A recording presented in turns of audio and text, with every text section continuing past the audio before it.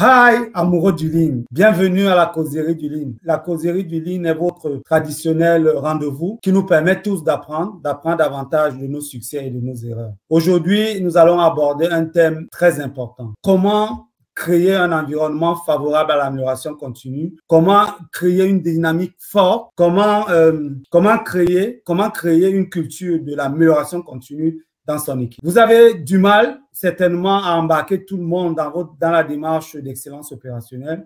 Vous avez du mal à faire avancer vos chantiers Kaizen. Vous avez du mal à impulser une dynamique de l'excellence opérationnelle. J'espère que cette vidéo est là pour vous apporter des billes pour pouvoir vous en sortir. Sans plus attendre, mesdames, messieurs, nous allons recevoir les éternels participants de cette causerie. Salut Jean. Bonjour Fallon, comment vas-tu? Je vais bien et toi? Très bien, merci. On va faire entrer Rogan. Bonjour Rogan. Bonjour à tous, comment allez-vous? Très bien, merci.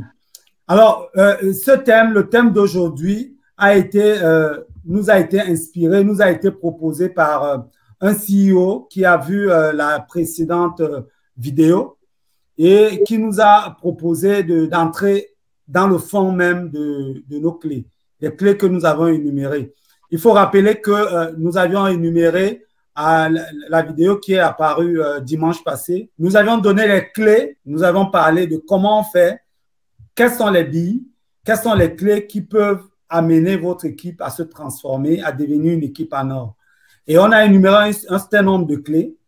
On a donc choisi, le CEO nous a parlé d'une clé qu'il a trouvée la meilleure d'ailleurs, c'est comment impulser une dynamique de l'excellence opérationnelle. Comment créer une dynamique, une culture de l'amélioration continue. Et donc, je vous invite donc, mesdames, messieurs, à rester jusqu'à la fin parce que ça ne sera que des pépites. Bien, je vous laisse vous échauffer d'abord parce que ça va démarrer très fort. Et comme j'aime l'échauffement et comme je suis le premier à prendre la parole, d'entrée de jeu, pour créer une culture, vraiment une culture de l'amélioration continue, j'ai d'abord une première question il y a une question que nous devions nous poser. Est-ce que nous pouvons nous améliorer si nous ne savons pas nous mesurer? À cette question, bien entendu, si on ne sait pas se mesurer, on ne peut pas s'améliorer.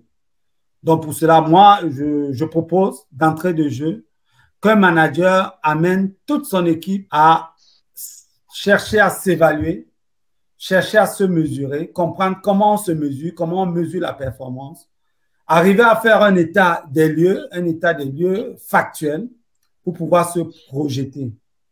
Et donc, ça conduit inéluctablement à une vision, de créer une vision long-termiste. Et cette vision long-termiste, tout le monde pourra rêver, tout le monde pourra bâtir, se projeter par rapport à la vision impulsée par le manager. Je pense que, je ne sais pas ce que vous en pensez, mais je pense que d'entrée de jeu, l'apprentissage va commencer par faire un état des lieux actuel, apprendre à se mesurer, se projeter et s'évaluer permanemment dans les boucles d'amélioration. C'est très pertinent en fait ce que tu dis parce que du coup, quand on parle de vision, moi je rattache ça aussi parfois à la stratégie d'entreprise où du coup il y a une vision avec une raison d'être et il y a la stratégie qui arrive. Donc quand on veut insuffler une culture d'amélioration continue, moi je pense que les collaborateurs doivent pouvoir répondre à la question comment je fais pour contribuer justement à l'atteinte de ces objectifs stratégiques justement. Il existe du coup quand la direction définit sa vision et sa stratégie, l'idée c'est de se dire comment on fait pour le décliner justement jusqu'au niveau opérationnel pour que chacun des collaborateurs soit justement des contributeurs à cet objectif stratégique. Donc ça va aussi du coup au fait de décliner du coup la stratégie, la vision en des objectifs et des indicateurs opérationnels. Donc, pour moi, quand tu parles de vision, moi, je pense aussi à rajouter en disant comment comment faire pour décliner justement cette vision, donc la rendre vivante justement en des objectifs, des indicateurs stratégiques, opérationnels pour les collaborateurs pour qu'ils puissent se sentir concernés et qu'ils puissent être justement engagés tous vers l'atteinte de ces objectifs communs. Absolument, absolument, parce que dès qu'on présente le Nord, dès qu'on lance, on se met à rêver, il faut se doter des moyens de rêver. Et pour se doter des moyens de rêver, il faudrait que toute l'équipe soit embarquée. Et donc, chacun a sa position, chacun dans son milieu doit pouvoir participer à cette vision-là. Et comment le faire? C'est à travers un KPI tree, c'est à partir d'une contribution, vraiment contribution factuelle, pour qu'on se sente partie prenante vraiment de l'évolution de l'équipe ou de l'entreprise. Si je sais que ce que je fais a du sens et je participe à la vision de l'entreprise, je me sens valorisé aussi. Et puis, le sentiment, le besoin d'appartenance se fait finalement très bien ressentir. Moi, ma position serait beaucoup plus terrain, hein, donc je parle de mon expérience perso. Avec la philosophie Lean et mes expériences passées, aujourd'hui, je suis manager d'une équipe de maintenance. Donc, la culture Lean, comment je l'amène au sein de mon équipe? C'est aussi simple. J'ai la vision par rapport à la stratégie de l'entreprise. Donc, voilà, j'ai décliné ma vision sur le terrain. Mais maintenant, sur le terrain, comment embarquer mes techniciens? Donc ça, il faut déjà comprendre l'existant et aussi les accompagner parce qu'il faut que ça soit les sujets que je vais apporter au fur et à mesure dans ma stratégie touchent leur quotidien. Et donc là, c'est qu'il y a beaucoup plus de questions à se poser et la pédagogie et aussi la communication doivent être le maître mot de ce que je mets en place. Donc, essayer de les convaincre sur la stratégie et aussi aller dans leur sens. Mettre en place quelque chose que eux ils vont se sentir vraiment acteurs de ce que moi je vais mettre en place. Je prends des exemples. Hein, si je vais faire du 5S ou mettre 5S en place, mais leur quotidien, qu'est-ce qui va les amener à faire ce 5S là, vraiment à leur environnement de travail, aller chercher des clés parce qu'il faut dépanner un équipement, les pertes de temps, aussi les accidents. Donc, au fait, en étant pragmatique et aussi le terrain, donc ça va m'amener à insuffler et aussi à mettre en place vraiment ce premier outil Lean qui est le 5S en place et ainsi de suite. Donc, je vais augmenter. Donc, aussi par les managements visuels. Donc, dans mon bureau, comment je les amène en faisant du one-to-one. Donc, avec tout ça, c'est que les amener, c'est la culture Lean qui est comme ça, donc les insuffler au fur et à mesure, accompagner sur le terrain, mais sachant aussi que en arrivant sur ce terrain, il y a des résistances au changement. Oui. Et donc, il faut vraiment se remettre en question rapidement pour pouvoir les embarquer, se remettre en question par rapport à leur réaction. En fait. Oui, tout à fait. Mais tu te rends compte donc que, en réalité, installer une culture, c'est d'abord prêcher par l'exemple. C'est-à-dire, toi, de l'expérience que tu viens de nous donner là, du témoignage que tu viens de faire, c'est qu'en réalité, il faut prêcher par l'exemple. On a parlé de savoir se mesurer, on a parlé de savoir se projeter, rêver. Il faut déjà être un exemple et à partir de ton exemple, tu pourras embarquer les uns et les autres. Bien entendu, par rapport au 5S, comme tu viens de le dire, hein, si tu demandes aux gars d'être embarqués, il faut déjà prêcher toi-même. Moi, généralement, quand il faut faire du 5S dans les ateliers, la première des choses, c'est que les managers doivent d'abord eux-mêmes, dans leur open space, faire du 5S. À partir de cet exemple-là, à partir de la pratique même, les collaborateurs, les N-1 qui viennent dans leur bureau, vont se rendre compte du changement et seront prompts à avancer aussi dans le même sens. Donc, je pense que la culture, d'abord, c'est le manager qui tient cette culture. C'est lui qui l'impulse à travers la pratique quotidienne, la pratique de tous les jours et de son exemple personnel.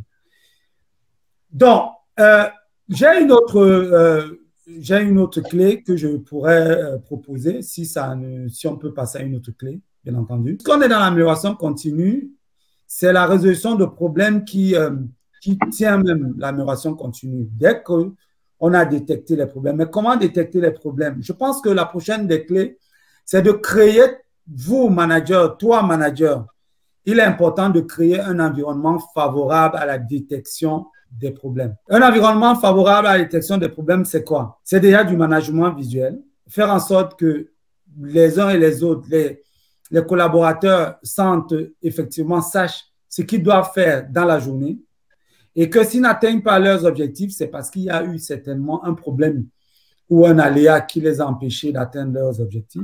Et comme ça, ils peuvent remonter. Ça passe par des indicateurs, comme on l'a dit, hein. Ça passe par les indicateurs de performance, donc savoir se mesurer. Et les écarts, tous les écarts pourront être remontés. Donc, créer cet environnement favorable va donc amener les uns et les autres, et surtout le manager, à faire prendre conscience à ses collaborateurs et surtout les former aussi davantage à cette résolution de problèmes. Quand je parle de résolution de problèmes, c'est pas on a un problème et les solutions, hein. Ça, c'est le propre de beaucoup de managers. J'ai toujours dit que nous sommes à la génération micro-ondes, les managers micro-ondes. C'est-à-dire que dès qu'ils ont un problème, ils détectent un problème, pouf, ils vous balancent une pléiade, une pléthore, ils vous balancent plein d'actions à mettre en place. Et finalement, les actions s'avèrent infructueuses et on n'a même pas le temps de boucler, d'utiliser la partie la plus importante du PDCA, c'est-à-dire le check, vérifier effectivement si ce qu'on a mis en place correspond effectivement à ce qu'on aura, à ce qu'on attend des objectifs fixés par cette résolution de problème. Je pense donc que la clé aussi, oui. Souvent, ce que tu dis, c'est on peut se poser la question. Nous, en technique, on va se dire, c'est qu'un bon technicien, c'est celui qui arrive sur un incident ou une panne, mais la main dans la poche. C'est-à-dire, il faut que ta main reste dans ta poche.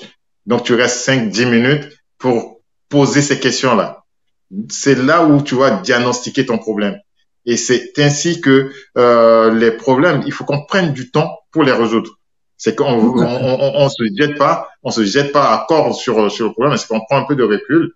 Mais les 10 minutes qu'un technicien met dans la poche pour vraiment réfléchir, comme Einstein le disait, hein, si on lui donne 1 heure pour résoudre un problème, il passera 55 minutes à définir le problème. Et donc effectivement, c'est cet aspect de plan où on est là pour résoudre un problème. Si on se met vraiment, on prend le temps de le faire, et aussi nous, managers, sachant que ce temps n'est pas perdu.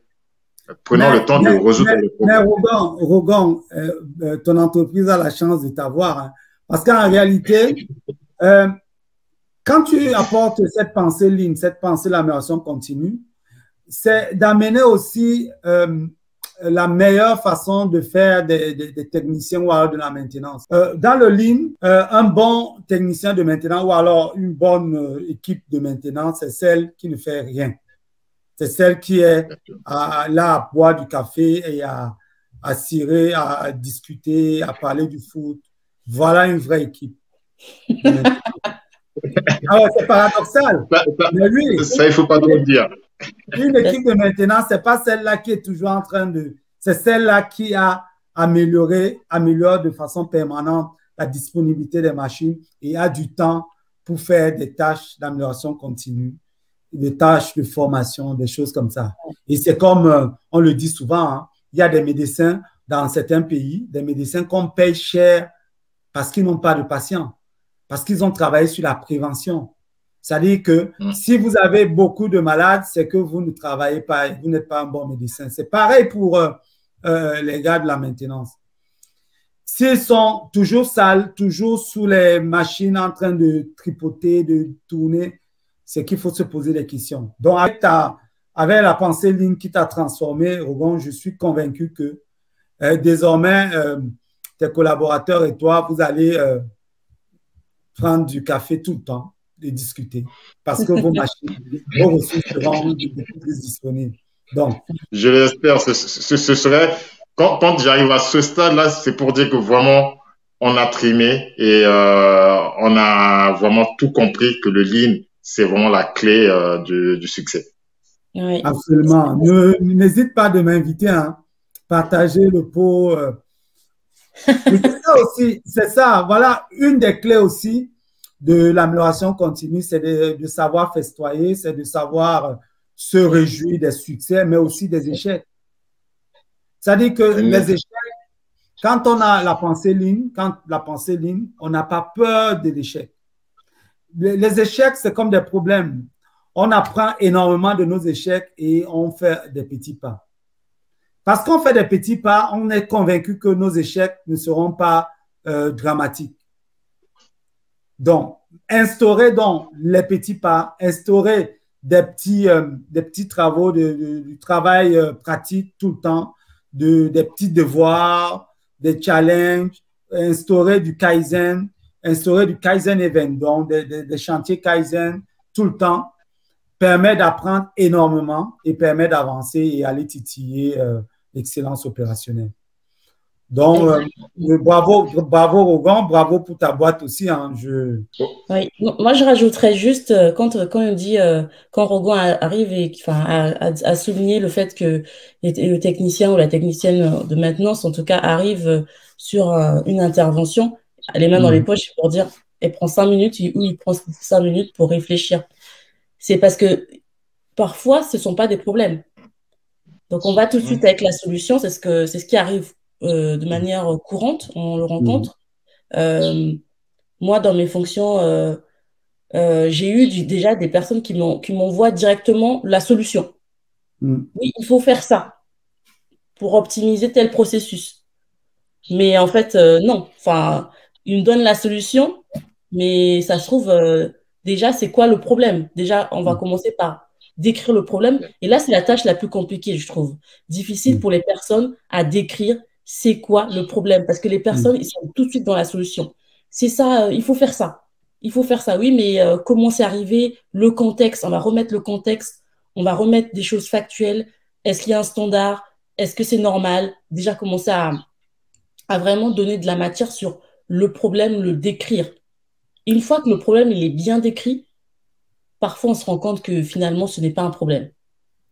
Et donc du coup, c'est vraiment dans la résolution de problème, c'est vraiment prendre le temps de décrire le problème de manière factuelle, avec des données, s'il faut, si vous en avez, avec des preuves, s'il le faut. Et ça aide déjà là, on a fait aller 60% du travail. Et les personnes, ils apprennent aussi. Ils vont se dire, ah oui, la dernière fois, on a eu ça, on a eu ça, on a eu ça. Et en fait, du coup, on apprend beaucoup en fait des problèmes. Les problèmes, ça nous permet vraiment d'apprendre et de grandir en fait sur notre façon de faire, notre façon de voir les choses. Et quand on parle aussi de célébrer les victoires et les échecs, ça va aussi dans le fait il faut mettre en place un rituel aussi, peut-être mensuel, peut-être trimestriel, sur le retour d'expérience. Voilà, sur les 3 mois, voilà ce qu'on a eu comme problème, voilà comment on les a résolus, comment on fait du coup, est-ce qu'on crée des standards pour justement des modes opératoires, des procédures pour justement commencer à apprendre justement de ces erreurs-là, et comment on fait pour le partager, du coup on le partage, on le célèbre. Et le retour d'expérience, c'est vraiment puissant aussi, mais du coup le retour d'expérience vient de nos échecs et de nos réussites.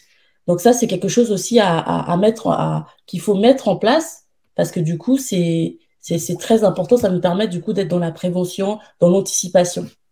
Tout à fait. Moi, ce que je retiens beaucoup plus de ce que tu as dit dans la résolution de problèmes, et c'est ce que Rogan aussi a dit, c'est de savoir définir les problèmes. Si on passe de problème à solution, en réalité, c'est parce qu'on ne sait pas définir les problèmes. Hein. Je te donne un exemple. Si je dis, tu me demandes quel problème tu as eu, je dis, ah, il manque du carburant. Voilà. Si je dis, il manque du carburant, la solution, c'est quoi? On va mettre du carburant. Donc, ça, c'est pas un problème. Voilà, c'est pas un problème. J'ai pas défini. D'ailleurs, j'ai une formation, nous avons une formation que nous animons. On a une formation où j'ai énuméré un certain nombre de termes à éviter quand on décrit un problème. Je donne quand même un exemple ici, gratuitement. Hein? Il est interdit de dire la machine est vieille. Il est interdit de dire la machine est obsolète. Ça ne veut rien dire du tout. Il est interdit de dire j'ai un problème de machine. ça ne veut rien dire du tout. Voilà. Et Non. si vous dites déjà, il manque, c'est fini, vous avez biaisé l'analyse, vous ne pouvez pas faire un simple pourquoi. Dès que vous atteignez dans le simple pourquoi, dans l'analyse des causes, dès que vous atteignez, il manque ceci, la prochaine étape, c'est l'action. Et donc, c'est pourquoi, généralement, vous allez retrouver une pléiade, vous allez retrouver une liste très grande comme ça de faux problèmes, de pseudo-problèmes, avec pas mal de solutions qui ne tiennent pas la route. Et on est surpris de se dire, oh là là, j'en ai assez, hein, j'en ai assez des problèmes qui ne font que revenir. Mais attendez, vous n'avez pas passé du temps à réfléchir. Donc, on a des formations qu'on propose, que ce soit en présentiel ou en e-learning, où on apprend effectivement à créer un cadre favorable à la détection des problèmes, mais aussi à définir le vrai problème pour mieux l'attaquer. Il ne sert à rien d'attaquer un problème qui n'est vraiment pas un problème. Vous allez y mettre beaucoup de temps, vous allez perdre, c'est assez chronophage et à la limite, pas de saving, pas de gain, pas de retour. Et vous allez vous dire, ça ne sert à rien. Non. L'idée ici, c'est d'apprendre à les détecter, apprendre à les définir et à les résoudre. Et c'est aussi ces raccourcis qui font que les gens ils se découragent sur les chantiers, Lean, voilà, il n'y a pas le gain, on peut pas l'avoir tant qu'on ne définit pas bien le problème. Si on n'a pas défini le problème, c'est qu'on va mettre des solutions, mais ces solutions sont allez, je vais dire rapidement, c'est des causes probables qu'on mettra comme solution, alors que ça, c'est pas encore, c'est pas défini comme solution à mettre en place. Tout à fait. Oui. Il y a aussi le fait de se dire aussi qu'en tant que manager, il faut aussi apporter cette culture de bienveillance aussi, parce que parce que on a tendance à ne pas vouloir, parfois tout le monde détecte des problèmes, mais on a peur. Aussi la peur de dire si je détecte, on va dire que j'ai pas bien fait mon travail, par exemple. D'accord. Alors, Fallon, ce que tu dis, c'est important. Ça veut dire que, c'est ce qu'on a dit dès le départ, c'est que c'est le manager qui tient le bout du fil, en réalité. C'est le manager qui détermine tout. S'il est celui-là, c'est un père fouettard, chaque fois qu'il y a un problème, il va gueuler, il va faire ceci, vous n'allez jamais, vous serez obligé de créer vous-même des indicateurs pastèques pour pouvoir vous rendre beau, très beau, vous montrer, alors que effectivement la performance n'y est pas. Tu as raison, c'est-à-dire, voilà une autre clé, c'est-à-dire de donner envie à ses collaborateurs d'aller chercher, de trouver, de creuser, d'aller fouiller les problèmes et surtout leur donner des moyens et du temps, de la disponibilité pour… Combien d'entreprises, à la fin d'un shift, donnent 1 heure ou 30 minutes pour la résolution de problèmes? Très peu. Et celles mêmes qui donnent 30 minutes trouvent qu'elles ont fait énormément d'efforts. C'est une erreur. Quand on a parlé de cadre, de la structuration, d'une gouvernance pour résoudre les problèmes, il faut être capable de dire, à la dernière heure de votre shift, surtout si vous êtes dans une industrie manufacturière ou alors une industrie de process, vous pouvez engager la dernière heure pour faire de l'amélioration continue, pour faire de la résolution de problèmes, pour faire du QA/QC. Alors, le QA/QC, bien entendu, c'est la résolution rapide de problèmes. Ce n'est pas en faisant une résolution en 10 mois ou alors 10 semaines, 10 jours. Le QA/QC, c'est en une journée, en 2 heures, en 1 heure, en 30 minutes. C'est des problèmes qu'on doit résoudre très rapidement. Et si on ne peut pas les résoudre très rapidement, on l'escalade au niveau supérieur, où on aura un peu plus de temps pour aller creuser, aller faire une analyse très profonde pour pouvoir… Et là, ça change d'appellation. Donc, je vous rejoins. L'amélioration continue tient par notre capacité à pouvoir détecter les problèmes, créer un environnement, les résoudre et avancer.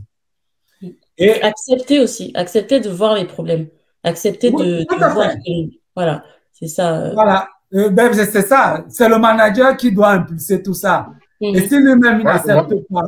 Moi, je dirais savoir voir les problèmes. Oui, oui, bien entendu. Ça, c'est une compétence clé. Dans l'amélioration continue, c'est une compétence clé. amener son organisation, amener ses collaborateurs à savoir voir des problèmes. Et ça, c'est pas donné, c'est pas. Exactement. Savoir voir les problèmes, savoir les accepter et savoir aussi, du coup, dire, OK, c'est un moyen d'apprendre, en fait.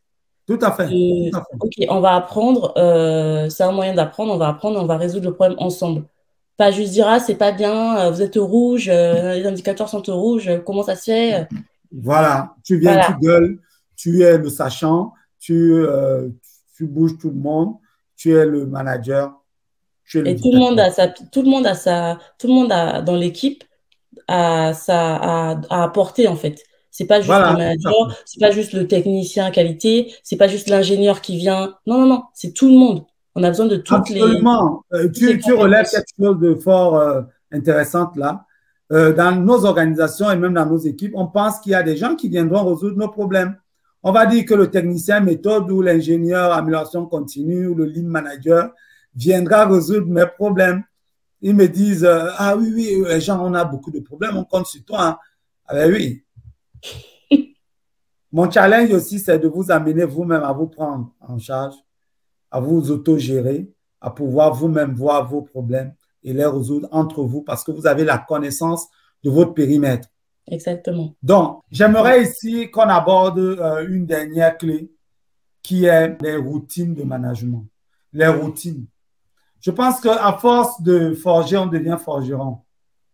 Si vous avez été habitué à faire du brief d'équipe, le brief d'équipe, de faire le SQCDP, de faire du QRQC, de faire des chantiers Kaizen, de vous reposer des questions, de vous remettre en question, de faire la descente d'informations, de faire du one-to-one comme Rogan aime le faire avec ses collaborateurs. Ces rituels-là, cette routine-là va créer une dynamique forte, va créer dans nos habitudes. On ne vit que d'habitude. Hein. Jean-Jacques Rousseau le disait, l'homme n'est bon, mais la société le corrompt. Donc, on a trouvé qu'on faisait comme ça, on a trouvé qu'on s'habillait, on s'habille aussi. On a trouvé qu'on on n'insulte pas les gens, on est bien poli et on reste poli. Mais si on avait trouvé un environnement, on se serait accommodé à cet environnement. Donc, créer un rituel, organiser des routines de management, amener toute l'équipe à se gérer au travers des routines de management va créer une dynamique forte et va nous amener à impulser et embarquer tout le monde. Alors, vous clôturez ou pas? Oui, moi je dirais juste routine de management, des rituels qui sont accompagnés d'indicateurs pour lesquels en fait l'équipe a la main et qui sont parlants pour l'équipe. Alors, routine, excuse-moi Fallon, routine ou rituel? Routine ou rituel? Attention. Attention, rituel, pour moi, rituel, c'est autre chose. Hein. Comme les rituels la de vaudou, alors. moi, je ferais des rituels de vaudou pour embarquer tout le monde. Là. OK. Ouais, moi, je reviendrai sur les routines. Mais ce qui est vraiment plus important dans les routines, c'est le standard. C'est le standard. Une fois que le standard est bien défini et en déclinaison des indicateurs du sommet, et que c'est bien défini jusque vraiment à son niveau, là où on fait sa routine. Je crois que ça marche bien, ça embarque les gens, ils sont plus concernés. C'est vraiment à chaque fois, hein, quand on parle de lean management ou on parle de tout ce qu'on est en train de dire, à chaque fois il faut qu'on ramène la communication parce que c'est aussi un moyen, c'est l'endroit de communication, cette routine-là. On est là pour communiquer. Rogan, tu viens d'apporter là une pépite pour clôturer la vidéo. Pour qu'on s'améliore, il faut d'abord, on a dit savoir se mesurer, mais avant tout, il faut travailler sur les variabilités.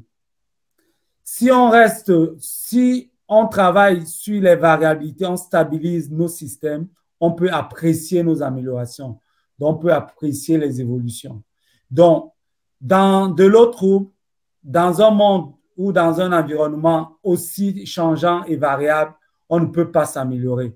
Donc, Merci de cette conclusion, Rougon. Pour installer une culture d'amélioration continue, il faut d'abord savoir se stabiliser, donc savoir créer des standards, savoir créer un ciment, savoir créer une fondation très solide et stable pour pouvoir porter toute la maison de l'excellence opérationnelle.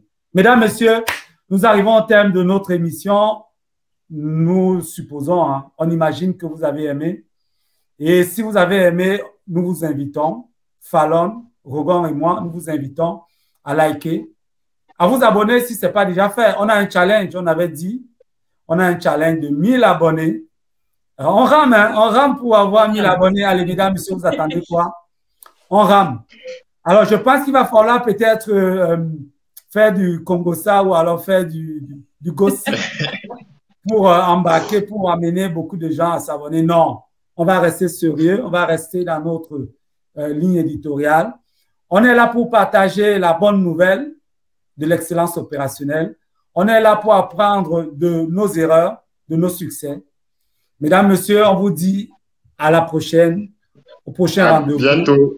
À bientôt. À bientôt. Bye bye.